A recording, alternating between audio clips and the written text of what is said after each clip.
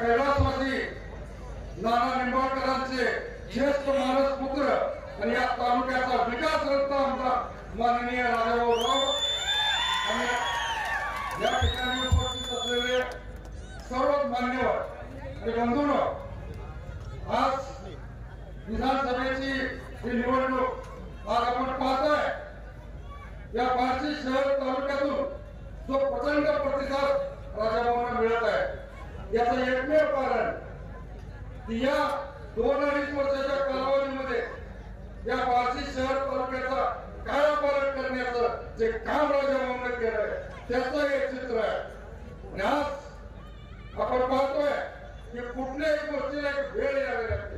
मित्रांनो, आज एक छोटंसं उदाहरण फक्त देतो 2 मिनिटाचं. एक राजा असतो, राजा शिकारीला निघतो, घनदाट जंगलामध्ये जातो, वादळ वारं सुटतं, त्याच्यामध्ये राजाच्या बरोबरचे सर्व सहकारी वगैरे पाहतात, कुणाचा कुणाला पत्ता लागत नाही. अशा वेळेस राजा विचार करतो की या जंगलातून बाहेर कसं पडायचं. त्यावेळेस त्याला एक पोरगा समोर दिसतो. त्या पोराला ते विचारतात, अरे बाबा या जंगलातून बाहेर कसं पडायचं. त्यावेळेस तो पोरगा सांगतो, महाराज काळजी करू नका, तुम्ही माझ्या बरोबर चला. ते पोरगा महाराजांना जंगलाच्या बाहेर घेऊन जातो. महाराज म्हणतात, अरे बाबा मी तर आलो पण माझे सगळे सहकारी आतमध्येच आहेत, काळजी करू नका महाराज, चला आपण त्यांनाही घेऊ. ते त्यांनाही बरोबर घेऊन ते सर्व त्यांचा फौज फाटा सगळा बाहेर येतो आणि तो महाराजांना म्हणतो, महाराज आता तुम्ही लवकर निघा, फौज मोठा येणार आहे. त्याबरोबर महाराज म्हणतात, कशावर सांगतो. महाराज मी सांगतो तुम्हाला. त्यानंतर महाराज त्या ठिकाणी प्रस्थान करत असताना प्रचंड मोठा पाऊस येतो आणि महाराज त्याच्यामध्ये परत दरबारात पोहोचतात. त्यावेळेस महाराजांना रात्रभर झोप येत नाही की एक 15 वर्षाचा पोरग आज एवढ्या घनदाट जंगलातून त्यांनी मार्ग दाखवला आणि त्याचा अभ्यास किती दांडगा आहे निसर्गाबद्दलचा. तो म्हणला त्याप्रमाणे पाऊस पडला. ते दरबारातल्या लोकांना सांगतात, अरे वाका जंगलात तो पोरगा आहे, तो त्याला घेऊन या. त्याचे सैनिक जातात, सजवलेला घोडा वगैरे बरोबर घेऊन जातात आणि त्या पोराकडे जातात आणि बाबा चल तुला महाराजांनी बोलवलेलं आहे. आणि मग तो घोड्यावर बसत असताना त्या सजवलेल्या घोड्यावर तो शेपटीकडे तोंड करून बसतो. तो लोक म्हणतात, सजवलेला घोडा आहे, तुम्ही असं मागे करून बसू नका. त्यानंतर तो तसाच मग ऐकत नाही, तो मग माझं बरोबर आहे आणि तो त्या परिस्थितीमध्ये त्यांना मदत करत दरबारात जातात. दरबारात राजा पुढे लोक जातात, अहो तुम्ही हा कुठला पोरगा काढा, त्याला घोड्यावर बसायला तरी कळत नाही, तो शेपटीकडे तोंड करून बसलाय. महाराजांना आश्चर्य वाटतं. दरबारात आल्यावर विचारतात, अरे तुला आम्ही इतक्या सन्मानानं घोडं पाठवलं, तो असा उलट करून का बसला शेपटीकडं. त्यावेळेस त्याने जे उत्तर दिलं की महाराज मला घोडसवारी करायला निश्चितपणाने येते, परंतु ज्या वेळेस मी या घोड्यावर बसलो तर मी जर तुमच्या घोड्याच्या पुढच्या बाजूला हे केला असतो तर माझ्या बरोबर मी ज्या समाजात वाढलोय, ज्या समाजाने मला हे केलेलं पालन पोषण केलं त्याच्याकडे पाठ फिरली असते आणि मला ती विचार करणार नाही. ते उत्तर ऐकून राजाला सुद्धा इतका आनंद झाला. त्याच पद्धतीने ज्या संघर्षातला आज तुम्ही एवढ्या प्रचंड संख्येला आज राजाभाऊंचा जो पाठिंबा देता की त्यांनी जे केलेलं कार्य आहे.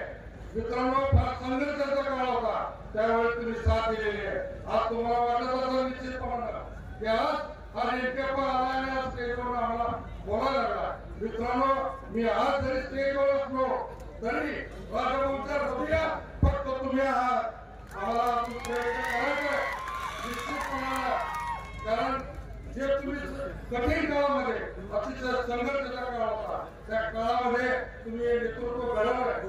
त्यामुळं त्याची जाण त्याची कुठेतरी जाणीव या माणसाच्या अंतर्गत आहे. त्यामुळं आज हे शेतकऱ्याची पोरं, गोरगरिबाची पोरं पायात चप्पल नसताना माझ्याबरोबर मला साथ दिली. काय त्यावेळेस मी त्यांना दिलं. राजाभाऊ हे मला अनेक वेळा सांगतात की आपण माझा किती संघर्षाचा काळ होता आणि ते संघर्षाचा तो माणूस विसरलेलो नाही आणि म्हणून तुमच्या जीवनाचं सोनं करण्यासाठी माझ्या शेतकऱ्याला पाणी मिळालं पाहिजे त्याची शेतकरी साठी या भावनेतून हा नेता काम करतोय। उलट पक्ष बघा आज 6 टर्म आमदार होते विरोधात, 2 वेळेस, एक वेळेस राज्यमंत्री, एक वेळेस कॅबिनेट मंत्री। मित्रांनो मंत्री असताना सुद्धा तो माणूस या तालुक्याला न्याय देऊ शकला नाही। तेच काम राजाभाऊंनी 2 ते 2.5 वर्षामध्ये 4,000 कोटीचा निधी दिला। आज ते समाज बांधव सगळे 18 पगड जातीला बरोबर मिळून जाणार नाही का?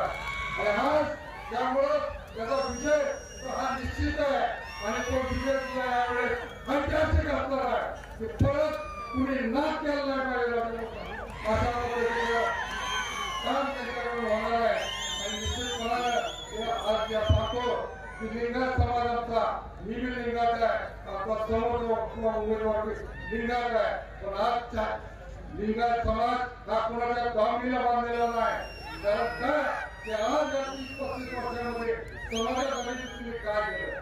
आज राजाभाऊंनी आज जे आमचे समाज आहे छोटे छोटे सगळे समाज सगळ्या समाजाला समाज दिलं, त्यांना चांगल्या प्रकारचा वास्तू उभारून दिला। का तुम्हाला करता येत नव्हतं? अरे तुम्ही सांगता की उपसा सिंचन योजना आम्ही मंजूर केली, अरे केली, पण तुम्ही कधी केली? 96 ला मंजूर केली। अरे 2 तप होऊन गेले पण ते पाणी आलं नाही, ते काम राजाभाऊंनी केलं। आज 75% काम पूर्ण होणार आहे।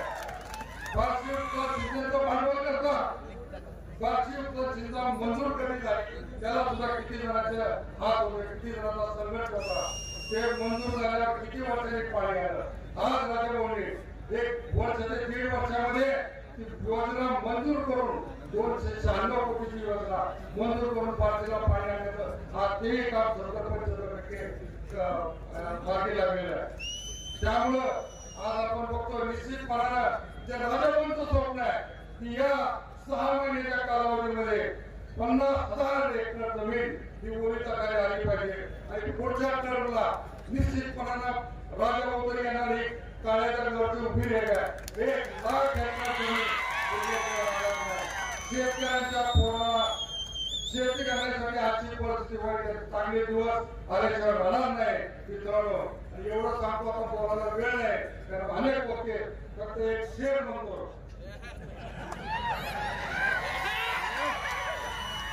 मुश्किलों से भाग जाना आसान होता है, मुश्किलों से भाग जाना आसान होता है। हर पल जिंदगी में इम्तिहान होता है, डरने वालों को कुछ नहीं मिलता, लड़ने वालों को कदमों में जहान होती है। आप या पार्टीचं स्वप्न साकार झाल्याशिवाय राहणार नाही आणि अख्ख्या महाराष्ट्रात या पारशी तालुक्याचा विकास करायचा असेल तर त्या राजाभाऊ सारखा करावा लागेल आणि ते बघायला निश्चितपणाने महाराष्ट्रात बरोबर येतील एवढंच या निमित्तानं सांगतो। आणि याच्या 20 तारखेला आपलं 1 नंबरच्या मशीनवर 3 नंबरचं बटन आपलं धनुष्यबाण आहे आणि हे श्रीराम प्रभुरामचंद्राचं धनुष्यबाण आहे, त्याचा विनाश केल्याचं राहणार नाही निश्चित आहे। आणि एवढं सांगतो आणि तुम्ही प्रचंड मताधिक्याने त्याला विजयी कराल अशी अपेक्षा व्यक्त करतो। आणि मित्रांनो फक्त 4-5 दिवस राहिले, जो मी आता 3 दिवस आपल्यासाठी पायात भीक घेऊन फिरतोय त्याच्यासाठी हे 5 दिवस महत्वाचे। रात्रीचा दिवस करा पण मेहनत करायला कमी करू नका। प्रत्येक आपल्या गावातून वार्डातून मताधिक्य केल्याचं काम तुम्ही निश्चितपणाने करतात अशी अपेक्षा व्यक्त करतो। आणि जाता जाता एकच सांगतो की विरोधकांचा सध्या एकच चाललंय, बाकी सगळं बरे फक्त त्या पायऱ्या अरे पायऱ्या म्हणण्याचं हे कायम एवढंच